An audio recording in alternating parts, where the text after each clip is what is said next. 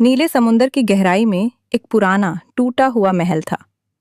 उस महल के चारों ओर काले पत्थरों की ऊंची दीवारें थीं और दरवाजों पर जादुई ताले लगे थे। उसी महल में रहती थी एक सुंदर जलपरी, सहर। लेकिन सहर कोई साधारण जलपरी नहीं थी।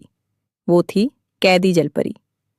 सालों पहले समुद्र के दुष्ट जादूगर ने उसे एक श्राप दिया था। श्राप ये था कि जब तक कोई सच्चे दिल से उसकी मदद नहीं करेगा, वो इस महल से बाहर नहीं जा सकेगी। सहर हर रात चांद को देखती और धीरे से गाती, क्या कोई है जो मेरी पुकार सुने।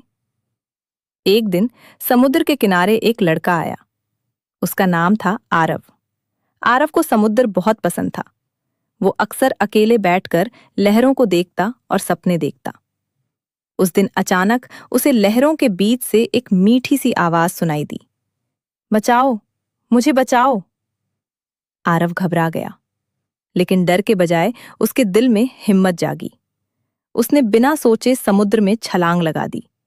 जैसे ही वो गहराई में पहुंचा, उसने एक चमकता हुआ रास्ता देखा जो उसे उस पुराने महल तक ले गया। महल के दरवाजे पर बड़ा सा ताला था।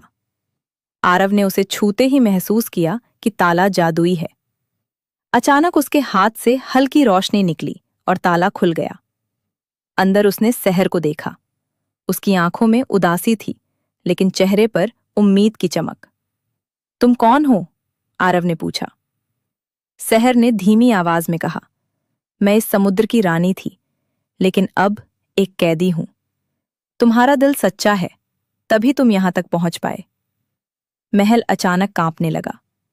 दुष्ट जादूगर की परछाई दीवारों पर उभर आई।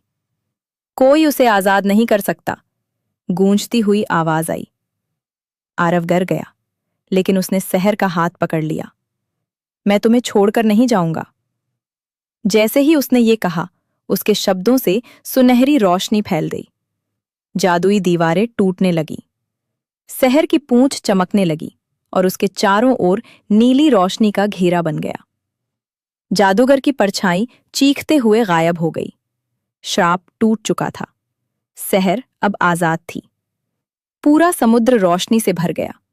मछलियां नाचने लगी, मोती चमक उठे। सहर ने मुस्कुराकर कहा, तुमने मुझे आजादी दी है, अब समुद्र तुम्हारा दोस्त रहेगा। आरव वापस किनारे पर आ गया, लेकिन हर बार जब वो समुद्र के पास जाता, लहरें खास अंदाज में चमकती, जैसे कोई उसे धन्यवाद कह रहा हो।